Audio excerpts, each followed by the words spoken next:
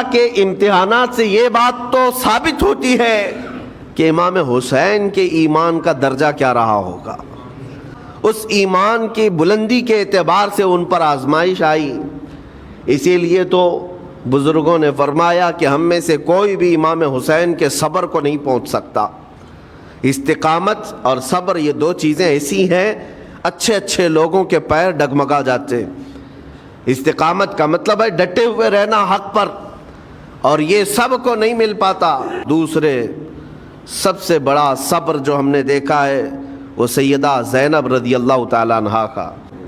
جب وہ کربلا کے میدان میں موجود تھیں، ان کی عمر مبارک بھی تقریباً 55 سال کے قریب تھی، اور سیدہ زینب وہ ہیں جن کے خود سگے شہزادے عون اور محمد ان کی آنکھوں کے سامنے مارے گئے تھے اور ٹکڑے کیے گئے تھے.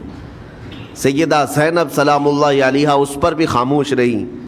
اس خاتون کے استقامت پر لاکھوں سلام. کربلا کے میدان میں سیدہ زینب جتنی موتیں دیکھ رہی تھی، ہر موت پر ایک موت کی تکلیف ہے، ہر موت پر ایک موت کی تکلیف، لیکن وہ صابرہ و شاکرہ رہیں.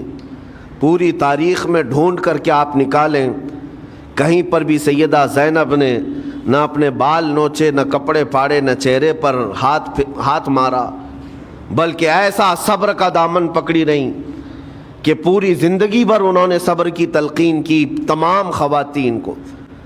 گھر لٹانا، سر کٹانا کوئی تم سے سیکھ جائے، جان عالم ہو فدا اے خاندان اہل بیت. نبی اکرم صلی اللہ تعالیٰ علیہ وسلم نے تو ارشاد فرمایا مومن کو جب مصیبت آتی ہے تو اس کے لیے وہ نعمت ہے. دو چیزوں میں سے ایک چیز ہوگی اس کے ساتھ. اگر بخار بھی آئے، میرے آقا فرماتے ہیں اگر بخار بھی آیا ہے، یا تو رب تبارک و تعالیٰ اس کے گناہ معاف کرے گا یا تو اس کے درجے کو بلند کرے گا. نہ رب تبارک و تعالیٰ اپنے محبوب بندوں کو، پسندیدہ بندوں کو آزمائش میں ڈالتا ہے. ورنہ جو لوگ یہ سمجھتے ہیں کبھی طبیعت خراب ہی نہیں ہونا چاہیے تو فرعون بن جاتے ہیں. ایسے لوگ، فرعون کو 90 سال تک نہ کبھی سردی آئی نہ بخار، کبھی کوئی بیماری نہیں. اور جب بندہ کبھی بیمار نہیں ہوتا تو اپنے آپ کو خدا تصور کرنے لگ جاتا ہے، میں تو دنیا کا سب سے مضبوط آدمی ہوں، مجھے کچھ نہیں ہوتا. لیکن مصیبتیں دے کر کے رب تبارک و تعالیٰ تمہیں تمہاری حقیقت بھی بتاتا ہے، اور انسان کو انسان کی لمٹ میں رہنا سکھایا جاتا ہے. آج مصیبتیں اور آفتیں آتی ہیں تو واویلا کرنے والوں کے لیے میرا میسج ہے، اللہ تبارک و تعالیٰ تمہاری ہر بات کو دیکھ رہا ہے.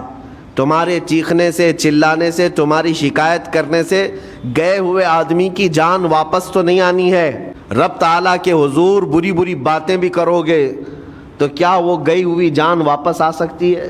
اللہ تعالیٰ نے اپنے محبوب نبیوں کی بھی روح کو قبض کرنے کا حکم دیا. اس کائنات میں پھر کوئی ہمارے رونے چیخنے چلانے سے واپس نہیں آتا. ہاں، غم کرنا اپنی جگہ پر ہے، لیکن غم کا شرعی طریقہ کیا ہے؟ میرے آقا صلی اللہ تعالیٰ علیہ وسلم نے بھی غم فرمایا، لیکن غم کا مطلب کبھی یہ نہیں ہوتا کہ اللہ کی بارگاہ میں شکایت کریں، تو نے میرے ساتھ ایسا کیوں کیا؟ یعنی تم حکم دو گے، رب تبارک و تعالیٰ کو تم مشورہ دو گے کہ کس کے ساتھ کیا کرنا ہے. اس لیے ان مواقع پر ہم سب کی آزمائش ہے، ہمارا امتحان ہے. غم کا غلبہ جب آ جاتا ہے تو اچھے اچھوں کو یاد نہیں رہتا.